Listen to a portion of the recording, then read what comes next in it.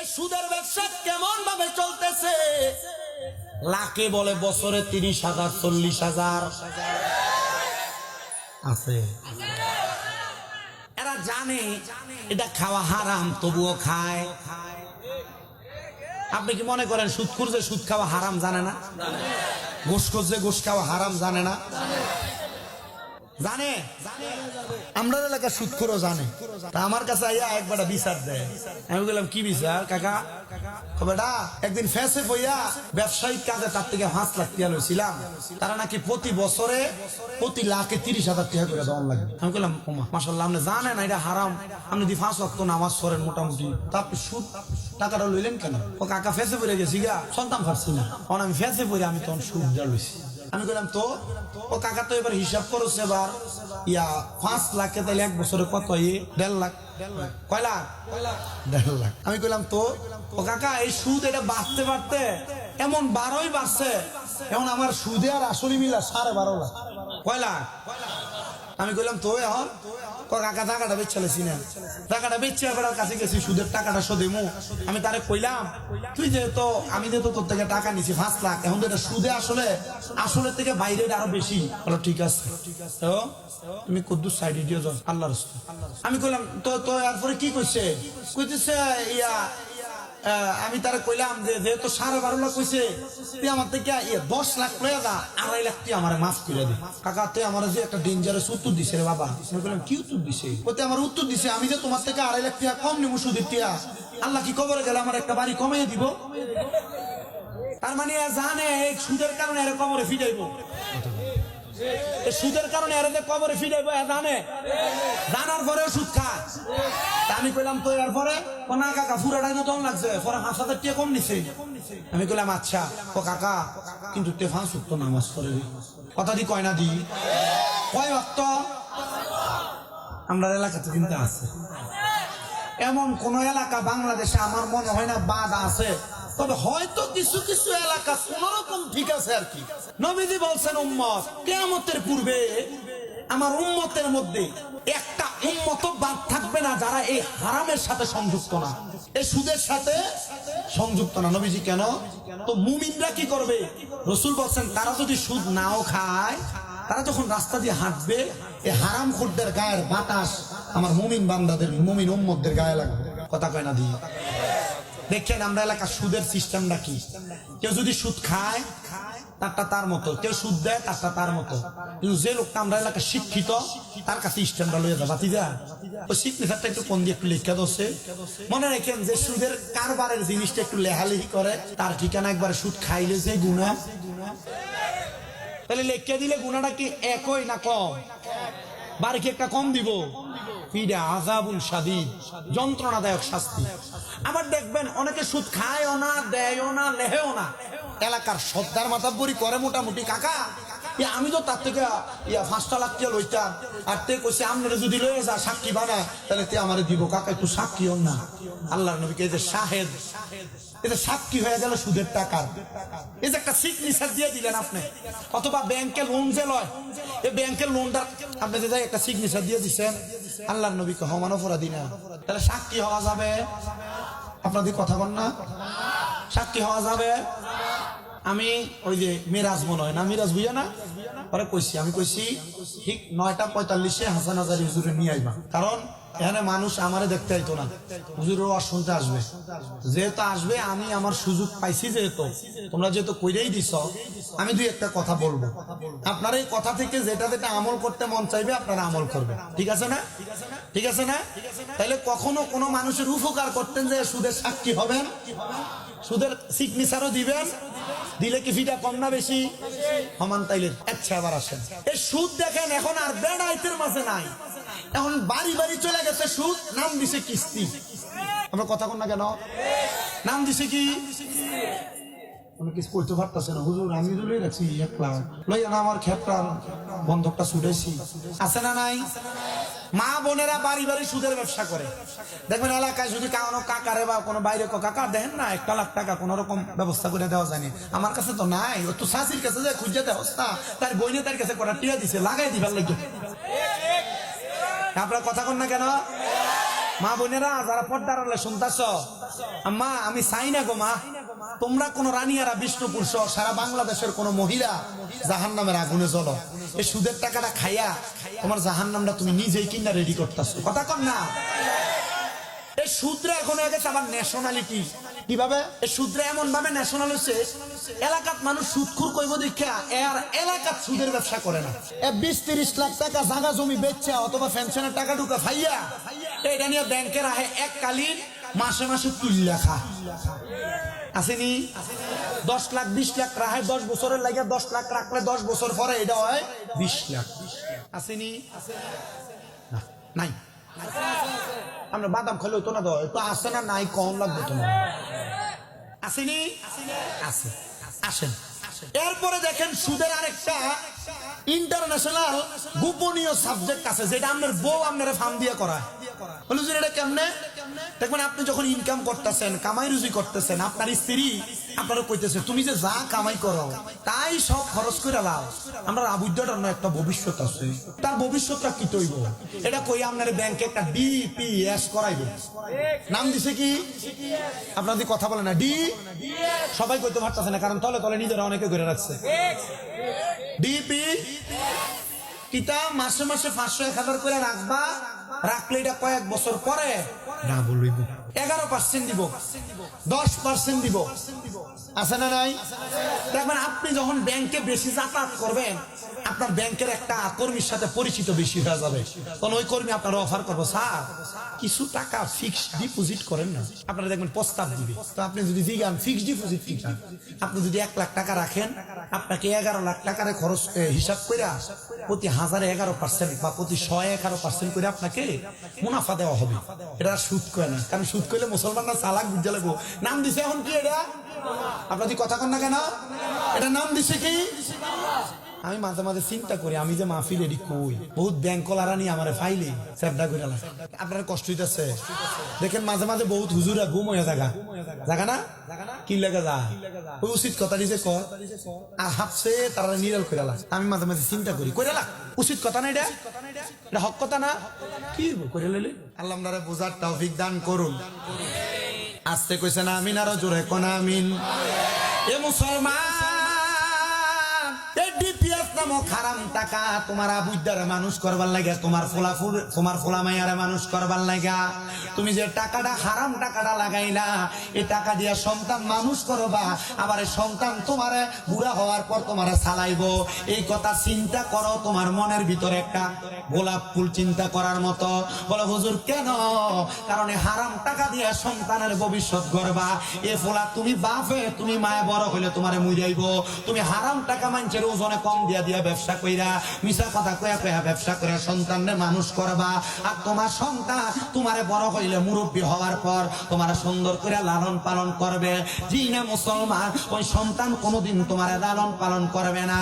এজন্য সবার কাছে আমার আবদার, ওই আখিরাতের কথা চিন্তা করে এমন হারাম দিকটাকে আপনারা বর্জন করবেন। প্রয়োজনে রিক্সা চালানো যাবে, অসুবিধা নাই। খেতে খামারে কাজ করা যাবে, অসুবিধা নাই। প্রয়োজনে দুনিয়াতে ছোট্ট একটা টং দিয়া কান দিয়া বসবেন, মাত্র 100-150 টাকা ইনকাম করবেন, অসুবিধা নাই।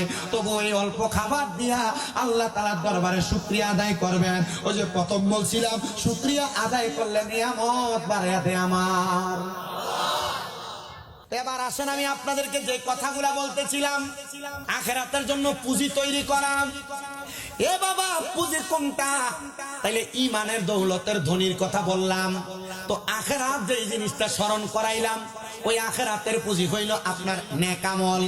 এই নেক আমল যারা সুন্দর, অন্ধকার কবরে গেলে তার কবর সুন্দর, বড় পরিষ্কার, ওই কবরটা বড় মায়াবী, বড় পরিষ্কার।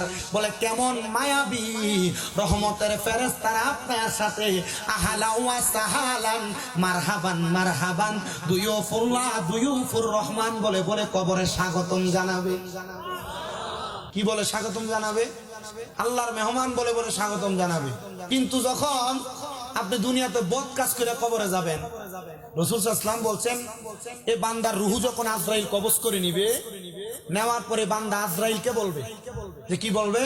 যে আজরাইল তুমি আমার এত তাড়াতাড়ি কোথায় নিয়ে যাচ্ছ? বলে তোমার মূল ঠিকানায়। তখন এই বান্দার রূহ নফস উত্তর দিবে, আরে তুমি যদি জানতা আল্লাহ আমার জন্য কত যন্ত্রণাদায়ক শাস্তি রেডি করে রাখছে, তাহলে তুমি আমার এত তাড়াতাড়ি নিয়ে যাইতা না।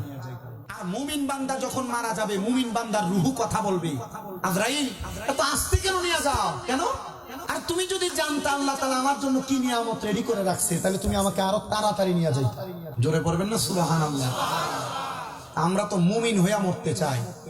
এই কবরের মধ্যে যাওয়ার পর আমাদের যে নিয়ামত পাবো, ওই নিয়ামত নেওয়ার জন্য আমাদের কি 5 ওয়াক্ত নামাজের দরকার নাই? ভালো ভালো কাজগুলা করার দরকার নাই? মিথ্যা পরিহার করার দরকার নাই? ফাহিশা কথা বলা ত্যাগ করার দরকার নাই? আপনার জীবন চলার পথে এই সাময়িক বিষয়গুলো তো আপনি ঠিক করবেন আগে। আল্লাহ তাআলা আমাদেরকে বোঝার তৌফিক দান করুন, জোরে করেন আমিন। ওয়াল ইয়াউমিল আখিরের পরে ওয়াল কদরি খায়রিহি ওয়া শাররিহি, আপনার তকদিরের ভালো এবং মন্দের প্রতি বিশ্বাস করা। বলে তকদিরের ভালো এবং মন্দের প্রতি বিশ্বাস করা কেমন? এই যে আপনি টেনশন করেন আল্লাহ তারা 10 তলা বিল্ডিং দিল, আমারে দিল না, এটা বাজে চিন্তা। আল্লাহ তারা দামি গাড়ি দিল, আমারে দিল না, এটা বাজে চিন্তা। আল্লাহ তারা টাকা পয়সা ইনকামে বরকত দেয়, আল্লাহ আমারে দিল না, এটা বাজে চিন্তা। অনেক মহিলাদেরকে দেখা যায় তাদের স্বামীর ইনকাম কম হইলে তারা অন্য ঘরের লোকদের সাথে তুলনা প্রদান করে। তোমার বয়সী একটা বেটা কত টাকা কামাই করে, তুমি এমন বাদাইম্মা কিল্লেগা? তুমি কি বেশি করে কামাই করতে পারো না? আমি বলবো মা, এটা যদি বলেন, এটা যদি আপনার মনে নিয়ত থাকে, মনে রাখবেন আপনার ইমানের মধ্যে বড় দুর্বলতা। আপনি আপনার তাকদীরের প্রতি বিশ্বাস রাখেন নাই। আপনার আল্লাহ তাআলা আপনাকে যে অবস্থায় রাখছেন, আপনি যদি বলতেন শুকরিয়া গো আল্লাহ, আপনি আমারে যেমন ভাবে রেখেছেন আলহামদুলিল্লাহ, দেখতেন আমার আল্লাহ তাআলা আপনার নিয়ামত বাড়ায় দিত। খারাপ ভাবে রাখলো যদি বলতেন আলহামদুলিল্লাহ, দেখতেন আমার আল্লাহ তাআলা আপনার নিয়ামত বাড়ায় দিত। কিন্তু আপনি তাকদীরের ভালো এবং মন্দের প্রতি বিশ্বাস করেন নাই। আপনি শুধু মনে মনে চিন্তা করেছেন, না না না, আল্লাহ আমার এইটা দেয় নাই, আল্লাহ আমার সেইটা দেয় নাই, আল্লাহ আমার এমন রাখছেন, আল্লাহ আমার তেমন করে রাখছেন। এজন্য আপনাদের সবার কাছে আমার আবদার রে বাবারা, দুনিয়াতে যা করেন না কেন, তাকদীরের ভালো এবং মন্দের প্রতি বিশ্বাসটা ঠিক ঠিক ভাবে রাখবেন। আর হইল ওয়াল ইয়াউমিল আখির ওয়াল কদরি খায়রিহি ওয়া শাররিহি মিনাল্লাহি তাআলা ওয়াল বাসি বাদাল মাউত। আমার আল্লাহ তাআলা আমাদের ইন্তেকালের পরে যখন আমারে দাফন করা হবে, আমাকে যখন দাফন করা হবে, দাফন করার পর যখন আমরা কবরে শুয়ে যাব, ওই কবরের মধ্যে শোয়ার পর একটা সময় হাসরের ময়দান আল্লাহ তাআলা সবাইকে একত্রিত করবেন। ওই সময় বান্দাদেরকে উত্তোলন করা হবে, ওয়াল বাসি বাদাল মাউত, মৃত্যুবরণ করার পর উত্তোলন করা হবে। কেন করা হবে? দুনিয়াতে আপনি কেমন কর্মকাণ্ড করেছেন, সব কথাগুলো হাসরের ময়দান ওপেন করে দেওয়া হবে। দুনিয়াতে আপনি খারাপ কাজ করেছেন, খারাপ কর্মকাণ্ডগুলো হাসরের ময়দানে ওপেন করা হবে। ভালো কাজ করেছেন, ভালো কর্মকাণ্ডগুলো হাসরের ময়দানে ওপেন করা হবে। তখন আপনি আপনার সন্তানের সামনে, বন্ধু বান্ধবের সামনে, আত্মীয় স্বজনের সামনে আপনার মাথাটা গর্দানটা নিচে হয়ে যাবে। কেন রে মুসলমান, কেন নিচে হবে? একবার কি তুমি চিন্তা করেছ? কারণ দুনিয়াতে তুমি লুকিয়ে লুকিয়ে গুনাহ করেছ, গোপনে গোপনে গুনাহ করেছ। তোমার গুনার খবর তোমার মা জানে না, গুনার খবর বাবা জানে না, সন্তান সন্ততি আত্মীয় স্বজন জানে না। তখন তোমাকে দেখবে তুমি দুনিয়াতে উপর দিয়ে খুব সুন্দর ছিলা, পরিপাটি ছিলা, কিন্তু তোমার গোপনে গোপনে গোপনীয় গুনার কোনো অভাব নাই। তখন ওই গুনাহগুলা পুরো হাসরের ময়দানবাসীর সামনে ওপেন করে দেয়া হবে। আর বান্দা তুমি লজ্জিত হবে, লজ্জিত হবে, লজ্জিত হবে। এই জন্য আপনারা এখন থেকে সময় আছে, তওবা করেন, তওবা করেন, তওবা করেন, যে আল্লাহ জীবনে অনেক গুনাহ করলাম, আমার গুনার কাছ থেকে আমি তোমার কাছে মার্জনা কামনা করি। আল্লাহ তুমি যদি মাফ না করো, আমরা জীবনে ইন্তেকালে শান্তি পাবো না, কবরে শান্তি পাবো না, হাসরে শান্তি পাবো না, মিজানে শান্তি পাবো না, পুলসিরাতে শান্তি পাবো না, দুনিয়া থেকে কবরে যাওয়ার আগ পর্যন্ত কোনো জায়গায় শান্তি পাবো না। এ বাবা, শান্তি কেমনে পাবেন? আপনার আমল নামাটার মধ্যে আপনি তাকিয়ে দেখেন, আপনি এমন কোন আমল করেন নাই যে আমলের কারণে মরণের মধ্যে আপনি শান্তি পাবেন। সাকরাতুল মউতের বিছানাটা বড় ভয়ঙ্কর। ওই সময় বান্দা যখন আজরাইলের ভয়ঙ্কর চেহারা দেখে, বান্দা তো ভয়ে বিছানার মধ্যে প্রস্রাব পায়খানা করে দেয়। আজরাইলের ভয়ঙ্কর চেহারা দেখে বান্দা জিহ্বার মধ্যে কামড় দিয়ে দেয়। আজরাইলের ভয়ঙ্কর চেহারা দেখে বান্দার চোখগুলো উল্টে যায়। আজরাইলের ভয়ঙ্কর চেহারা দেখে বান্দার রগগুলো টাস টাস করে ছিঁড়ে যায়। হাইরে মুসলমান, এমন অবস্থা যদি তোমার মরার পরে হয়, তাইলে তুমি কেমনে আল্লাহ তাআলার কাছে জবাব দিবা? এই জন্য সবার কাছে বলবো, আজকে থেকে তওবা করেন, বলেন আল্লাহ আমি আর কোনোদিন গুনার দিকে আমার কদম বাড়াইবো না। আমার জীবনের কবিরা সগীরা সকল গুনাহ, জাহিরি বাতিনি সকল গুনাহ আল্লাহ তুমি গোপনে গোপনে মাফ করে দাও। মাফ করার পর থেকে আপনি দৈনিক শুধু মরার কথা বারবার স্মরণ করবেন। হাবিবে কিবরিয়া মুহাম্মদুর রাসূলুল্লাহ সাল্লাল্লাহু আলাইহি ওয়াসাল্লাম নবী আমার বলে, উম্মতের দলেরা, দুনিয়ার জমিনের মধ্যে যেই ব্যক্তি দৈনিক 20 বার মরার কথা স্মরণ করবে, আমার আল্লাহ তাআলার ওই বান্দা যদি ওই দিন ইন্তেকাল করে, ওই কারণে আল্লাহ তাআলা তাকে শহীদের মর্তবা প্রদান করবে। এজন্য সবার কাছে আবদার, তওবা করে করে আল্লাহর কাছে মৃত্যুর দিন গুনাহ গনেন, আর আমার আল্লাহ তাআলার ইবাদতে মশগুল হয়ে যান। আমার মরণের কতদিন বাকি আমি জানিলাম না গো আল্লাহ, মরণের কতদিন বাকি আমার, মরণের কতদিন বাকি আমি জানিলাম না গো আল্লাহ, মরণের কতদিন বাকি। আর ইলাসিয়া যখন হস্তে দিবা দরি, তখন আমার মন পাখি করবে ছুটা ছুটি আমি বুঝিলাম না গো আল্লাহ, মরণের কতদিন বাকি আমার, মরণের কতদিন বাকি আমি জানিলাম না গো আল্লাহ, মরণের কতদিন বাকি। আর হায়াত হইল হাতে বাইরে, মর হইল পায়ে, যে জায়গায় যার মরণ লেখা সেই জায়গায় সে মরে আমি বুঝিলাম না গো আল্লাহ, মরণের কতদিন বাকি আমার, মরণের কতদিন বাকি আমি জানিলাম না গো আল্লাহ, মরণের কতদিন বাকি। আর আজরাইলাসিয়া যখন হস্তে দিবা দরি, আজরাইলাসিয়া যখন হস্তে দিবা দরি, তখন আমার মনাবাই করবে লুকা চুরি আমি বুঝিলাম না গো আল্লাহ, মরণের কতদিন বাকি।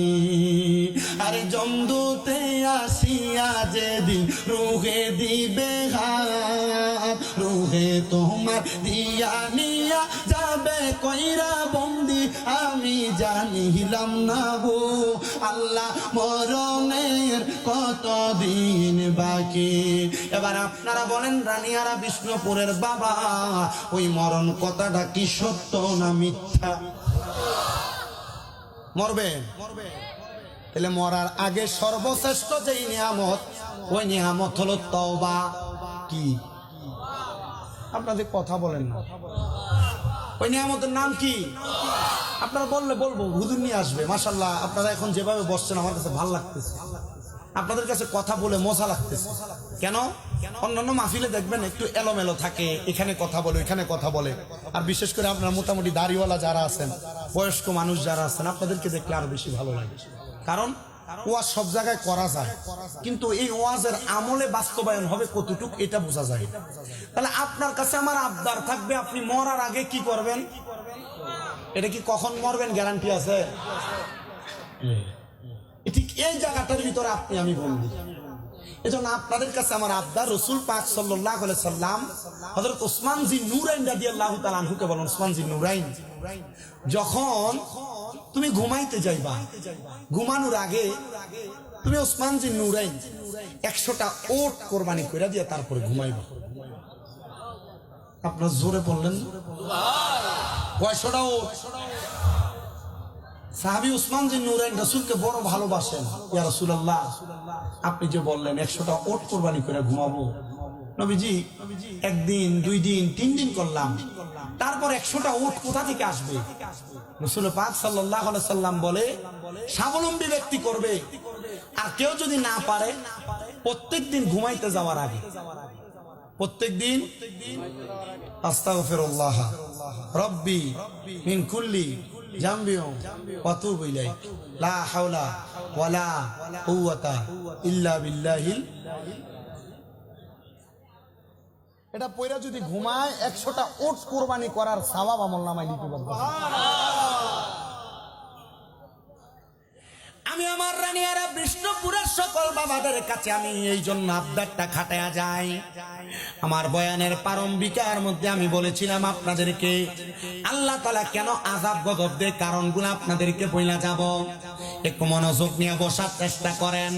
তওবার কথা শেষ করলাম, আর একটা সাওয়াবের কথা আমি আপনাদেরকে বলে দিয়ে গেলাম। এবার আসেন রাহমাতুল লিল আলামিন নবীর প্রখ্যাত হাদিস বিশারদ হযরতে আবি ইবনে আলী ইবনে আবি তালিব রাদিয়াল্লাহু তাআলা আনহু উনি ডাক দিয়া বলেন, এই জগতের মানুষের দলেরা তোমরা শোনো, রহমতের নবীজির জবান মুবারক আমাকে বলেছেন, নবীজি বলেছেন যখন দেখবা আমার উম্মতের মাঝে এই 15 টাকা সংগঠিত হয়েছে তখন মনে করবা আল্লাহ তাআলা তাদেরকে আযাব গজব দিয়া পরীক্ষা করবে। এই যে করোনা ভাইরাস, এই যে পানির ঢল, এই যে বিভিন্ন জায়গায় বাড়িঘর পুড়ে যাওয়া, ঢাকা পইরা মানুষ মারা যাওয়া, এগুলা কিন্তু আল্লাহ নিজে দেয় না, এগুলা আমরা বান্দার হাতের কামাই, এগুলা আমরা বান্দার হাতের কামাই। নবী গো কেমন করে আপনার কাছে জানতে চায়? নবী বলে 1 নাম্বার, যখন দেখবা বাইতুল মালের সম্পদ, এই বাইতুল মালের সম্পদ যুদ্ধলব্ধ সম্পদগুলা মানুষ নিজের মনে করে ব্যবহার করে, তখনই মনে করবা আযাব গজব তোমাদের কাছে আসতেছে। 2 নাম্বার, যখন দেখবা দুনিয়ার জমিনের মধ্যে আমানতের মালকে মানুষ নিজের মনে করে ব্যক্তিগত সম্পদ মনে করে ব্যবহার করে, ওই তখনই মনে করবা আযাব গজব তোমাদেরকে আক্রমণ করতেছে। ও মুসলমান, দুনিয়ার জমিনে আপনি কাকে বিশ্বাস করবেন? 1000 টাকা দিলেন তার কাছে রাখার জন্য, আপনি গুরান দিয়া আসার পরে 1000 টাকার নোট পাবেন না, দেখবেন এটা 500 টাকার নোট হয়ে গেছে 2টা। তার মানে বোঝা যায় ওই আমানত যেমন দিয়েছে এমন ফেরত দেওয়া হয় নাই। তবে আমি আপনাদের সবার কাছে বলবো, আমানত যখন ব্যক্তিগত মাল মনে করবে তখনই দেখবেন দুনিয়ার জমিনের মধ্যে মানুষ গুলার কাছে আযাব গজব আসতেছে। 3 নাম্বার, স্বামী স্ত্রীর বাধ্য হয়ে যাবে। যখন দেখবা স্বামী স্ত্রীর বাধ্য হয়ে গেছে তখনই মনে করবা আযাব গজব তোমাদেরকে পাকড়ে ধরতেছে। তাকে দেখবে সমাজের মধ্যে স্বামী স্ত্রীর বাধ্য, এটা স্বাভাবিক। বর্তমান সমাজে পুরুষ মানুষ ঘরে কথাই বলতে পারে না, বেডি সর্দার। এই আপনার কথা বলেন না কেন? জামাই যদি কোনো কথা বলে, এই ফলা এটা কর, তুমি চুপ করো, তুমি চুপ করছো, চুপ করো, তোমার কিসের কথা? এই ফলা যা, বেডি কথা বলে, তখন স্বামী স্ত্রীর বাধ্য হয়ে যায়। রাসূল বলেছেন যখন দেখবা পরিবারের মধ্যে সমাজের মধ্যে স্বামীটা স্ত্রীর বাধ্য হয়ে চলতেছে তখনই মনে করবা কিয়ামত এবং গজব আযাব তোমাদেরকে পাকড়ে ধরবে। এ মহিলারা, আপনারা যারা পর্দার অন্তরাল থেকে দেখবেন অনেক মা বোনদের স্তন ক্যান্সার হয়, অনেক মা বোনদের দেখবেন পিত্তে পাথর হয়, অনাকাঙ্ক্ষিত কিছু রোগ দেখা দেয়। এগুলা কেন হয় জানেন? এই কোনো না কোনো এমন একটা আলামত তার মাঝে বহিঃপ্রকাশ পায়। এজন্য আমি আমার মা বোনদেরকে বলবো, যদি আপনি আল্লাহ তাআলার আযাব গজব কঠিন যন্ত্রণা থেকে বাঁচতে চান, আপনারা 1 নাম্বার স্বামীর বাধ্যগত থাকেন। কিসের বাধ্যগত? স্বামীর বাধ্যগত। আর যদি স্বামী স্ত্রীর বাধ্যগত হওয়া লাগে তাহলে মনে রাখবেন এই সংসারে অশান্তি আযাব গজব আসবে, কিন্তু ফলাফল তো এখন আর বাধ্যগত হওয়া না হওয়া বেশি বিষয় না। ওনারা বিবাহ করেছেন, স্ত্রীর বাধ্যগত থাকাই লাগে, কারণ সে বিয়া যখন করছে, বিয়া করার সময় মোহরানা করছিল 10 লাখ। যদি বউ ছাড়তে হয়, এ বউ ছাড়তে হইলে 10 লাখ টাকা দিয়ে ছাড়তে হবে, তখন আর বউরে ধমক দিয়া কথা কয় না। আবার আমরা এই ধমক দিয়ে কথা বলা বা বউকে শাসন করার পদ্ধতি মিস হয়ে গেছে। এটার কারণ হইলো আপনি আপনার সন্তানকে বিয়ে দেন নাই, সন্তানকে বিয়ে করার নাই, বিয়ে দিচ্ছেন। আপনি কথা বুঝেন নাই মনে, কথা বুঝলে ঠিকের আওয়াজ জোর হইতো। সন্তানকে আপনি বিয়ে করার নাই, বিয়ে দিচ্ছেন। কিভাবে দিচ্ছেন? আপনি যদি সন্তানকে বিয়ে করাইতেন যৌতুক নিতেন না, বিয়া দিছেন বিদায় আপনি ফুলারে বিয়া করাই আনানোর সময় একটা হুন্ডা টি আনছেন, বিদেশ যাওয়ানোর কন্ট্রাক্টটা করে আনছেন। এই কথা বলেন না কেন? ঠিক কিনা? তখন কি আর এই ফুতের বউ আপনার কথা শুনলে আপনার মনে হয় জি না? তখন আপনি শ্বশুরে তুই করে রাখবো, তখন আপনার শাশুড়ি তার শাশুড়ির এসে বুড়ি করে রাখবে, তখন এই পোলার মাথা তুলে কথা বলতে পারবে না। এই যে খাট, সুকিস, আলমারি, কি ড্রেসিং টেবিল এগুলো আইনাতে ঘর পুরেছে, ফ্রিজ আইনাতে ঘর পুরেছেন, তখন আর আপনি এগুলো নিয়ে কথা বলতে পারবেন না। স্ত্রী তো কথার কথাই কইব, ওমা কি এত লম্বা কথা কেন, ফুরে না করে তোমার কি আছে, সব দিয়ে আমার বাপ দাদার সম্পদ, কথা বলেন না কেন? এই অবস্থার কারণে আপনি তখন আর বেডির কাছে বেডির বিয়ে করে আনেন না, আপনি বেডির কাছে বিয়ে বইছে। এই বিয়ে বওয়ার কারণে আপনি তার বাধ্যগত হয়ে থাকা লাগবে। আর রাসূল বলতেছে যখন দেখবা স্বামীরা স্ত্রীর বাধ্যগত হয়ে চলতেছে, তখনই দেখবা আযাব গজব তোমাদেরকে পাকড়াও করতেছে। এটা 3 নাম্বার। 4 নাম্বার, সন্তান মায়েরও বাধ্য হবে। কারো বাধ্য? মায়েরও বাধ্য হবে। কেন মায়েরও বাধ্য? কি কারণে হবে? যে মা বাবা সন্তানদেরকে কোন আদেশ করেছেন, সন্তান এই আদেশের অমান্য। সন্তানকে কোনো বিষয়ে আদেশ করার পর সন্তান এটাকে পারবে না বলে অবাধ্য করে এটাকে ডিনাই করেছে, এটা হওয়া। 4 নাম্বার। 5 নাম্বার, দুনিয়ার জমিনের ভিতরে মানুষ সন্তানেরা তাদের বাবাকে অসম্মান করবে। রাসূল কেমন অসম্মান বলে? বাবাকে এমন অসম্মান করবে, এমন কোন কর্মকাণ্ড সংঘটিত হচ্ছে, বাবা তাকে পরামর্শ দিতে আসবে, তুমি চুপ থাকো, তুমি বুঝো না, এটা বইলা বাবাকে চুপ করে রাখবে। এটা যখন দেখবা তখনই মনে করবা তোমাদেরকে আযাব গজব পাকড়াও করবে। 6 নাম্বার, সন্তান মা বাবার চাইতে বন্ধু বান্ধবকে বেশি গুরুত্ব দিবে। মা বাবার চাইতে বন্ধু বান্ধবকে বেশি গুরুত্ব দিবে। যখন দেখবে এমন অবস্থা, তখনই মনে করবা তোমাদেরকে আযাব গজব পাকড়াও করতেছে। 8 নাম্বার, আল্লাহ রাসূল বলছে সমাজের নিকৃষ্ট নিকৃষ্ট ব্যক্তিদেরকে নেতা বানাইবে। কথা কন না কেন? কথা সুন্দর নাই। মানুষের হারাম খায়, পরের হক মাইরা মাইরা খায়, মানুষের লোকে বিচারে তলোয়ানার নাম দিয়ে 1000 টাকা খাইয়া বিচার ঘুরে এলায়। এই বদ ব্যক্তিগুলোর সমাজের মানুষ নেতা বানাইবে। আল্লাহ রাসূল বলছে এগুলা যখন দেখবা সমাজে বদ নিকৃষ্ট লোকগুলা নেতা হয়েছে, তখনই মনে করবা তোমরা আযাব গজব ধরতাছে। আর আপনারা যে এই সমাজে যে নেতা যে বানান বদলুক প্রারে, এটার প্রমাণ হলো আপনারা এই কাঠের ফুল থেকে রাস্তাটা। কারণ আপনারা প্রতি ভোট 500 আর 1000 করে বেচছেন, বেচার লাগে অন্তে বেটা আপনার থেকে 500 1000 টাকা দিয়ে ভোটের টিয়া দিয়া আপনার থেকে ভোট কিনা লইছে, মানে বেটা রাস্তা কি আইলে আর বেটা রাস্তা করতে পারে না কেন? ও বেটা না না আপনার টিয়া দিয়ে ভোট কিনছে, কথা দি কয় না দি, মানে বেটা তো টিয়া যেটি আপনারা দিছে এটি তুলন লাগতো না। এই নিকৃষ্ট লোকরা নেতা বানানোর প্রতিদান পাইছেন তো? এই প্রতিদান এটা এমন বহুত আছে, কইতে গেলে বহুত হইব। আল্লাহ আমরা বোঝার তৌফিক দান করুন। 9 নাম্বার, নবীজি বলছে মানুষ কারোর অনিষ্টতা থেকে বাঁচার জন্য তারা ডরে সালাম দিব। দেয় না? সামনে দিয়া আসসালামু আলাইকুম, পিছন দিয়ে গেলে তার উপর তার গজব কয়নি কয়নি 15টা কারণ। 15টা কারণ, এই 15টা কারণ আপনি মিলিয়ে দেখবেন আপনার সমাজে দিয়ে অ্যাভেলেবল হইতেছে, হয় না?